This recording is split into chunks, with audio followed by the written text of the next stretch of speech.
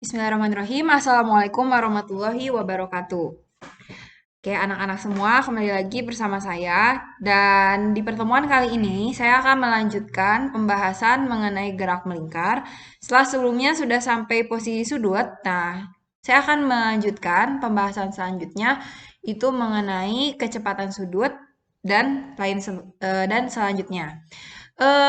Karena minggu depan nggak tahu ya kapan, minggu yang ke berapa itu UTS. Jadi untuk UTS sendiri kalian pelajari saja yang dari awal saya jelaskan ya, sampai yang eh, sampai materi yang kalau misalkan minggu depan ya berarti sampai materi ini.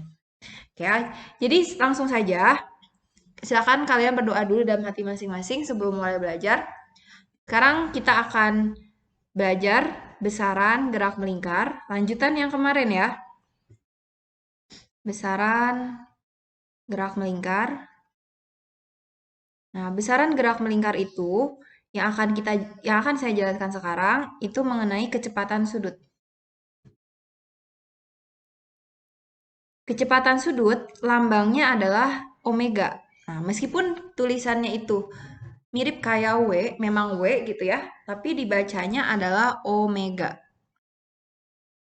Nah, apa itu kecepatan sudut? Kecepatan sudut itu secara sederhana dia adalah sudut yang ditempuh dalam satuan waktu.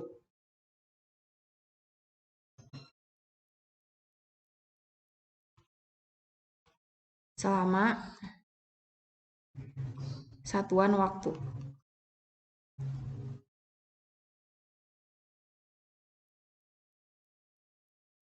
Terus abis itu berapa besarnya kecepatan sudut? Nah, misalnya kecepatan sudut omega itu adalah 2πf atau bisa juga 2pi per t. Nah, F itu adalah frekuensi, sudah saya jelaskan sebelumnya, T adalah periode ya. Sudah saya jelaskan juga keterangannya di pertemuan sebelumnya. Tapi saya tuliskan kembali deh ya. Jadi kita tuliskan kembali bahwa omega adalah kecepatan sudut radian per second. Lalu F adalah frekuensi, satuannya Hertz. Lalu T adalah periode, satuannya second.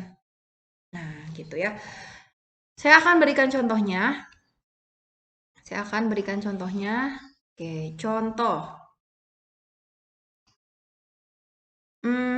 Nomor 1, sebuah benda bergerak melingkar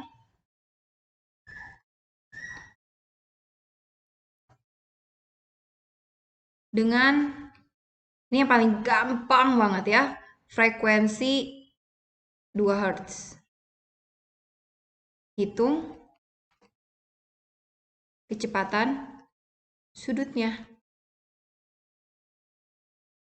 Nah, berarti kita langsung tuliskan yang diketahui itu adalah frekuensi. F-nya adalah 2 Hz. Berarti berapa omeganya gitu ya. Nah, kita tahu bahwa omega itu adalah 2pi F. Berarti 2pi dikali frekuensinya 2. Ya sudah, tinggal dikalikan. 2 kali 2, 4. Berarti 4pi. Jangan lupa satuannya adalah radian per second. Atau contoh yang kedua, suatu benda melakukan berapa ya? 120 putaran dalam 2 menit. Nah, hitung kecepatan sudutnya. Berarti kita tuliskan kembali yang diketahuinya. Dia melakukan 120 putaran. Berarti itu jumlah putaran N 120. Dalam 2 menit, berarti menit itu adalah waktu. T-nya adalah 2 menit. Nah, karena 1 menit itu 60 second, berarti kalau 2 menit, 2 menit itu tinggal 2 dikali 60 second. Berarti sama aja kayak 120 second. Nah, karena yang dicari adalah omega, kita cari dulu frekuensinya. Ingat, mencari frekuensi itu fanta. F adalah N per T. N-nya adalah 120, T-nya dapat 120. Sehingga dapat frekuensinya adalah 1 Hz. Kalau kita udah tahu frekuensi, maka kita bisa mencari omega pakai 2 pi F. Berarti 2 pi dikali frekuensinya 1. Maka omeganya adalah 2 pi radian per second. Udah deh ketemu jawabannya. Bisa ya? Selanjutnya silahkan kalian catat terlebih dahulu. Lalu kita akan next ke konsep yang selanjutnya, itu tentang percepatan sentripetal. Jadi konsep yang selanjutnya adalah percepatan sentripetal atau biasa disingkat dengan ASEP. Ya, bukan Pak Asep itu ya, bukan. ASEP percepatan sentripetal. Apa sih percepatan sentripetal? Percepatan sentripetal itu adalah percepatan yang dimiliki oleh benda yang bergerak melingkar. Yang dimiliki oleh benda yang bergerak melingkar. Jadi kalau misalnya ada benda bergerak melingkar, dia pasti memiliki percepatan sentripetal. Nah, dan selalu menuju ke pusat lingkaran. Menuju pusat lingkaran. Begitu ya. Sehingga kalau misalnya nih ya, saya tuliskan di sini ada benda bergerak melingkar. Udah gitu, dia punya percepatan sentripetal yang arahnya itu ke pusat. Nah, dia selalu ada as sentripetal yang arahnya ke pusat.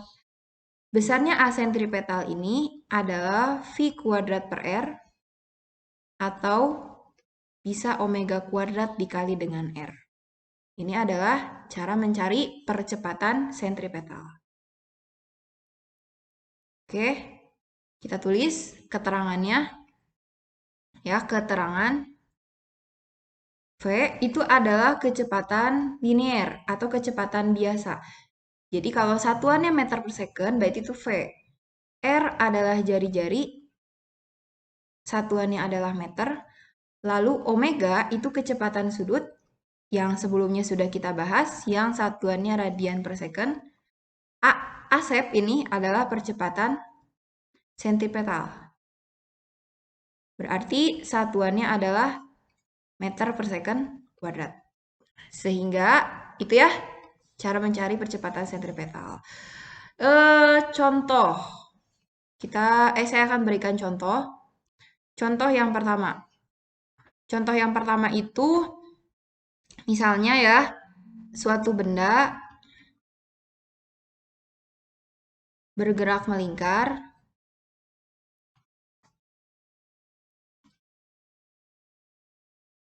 dengan kecepatan 4 meter per second dalam lingkaran berjari-jari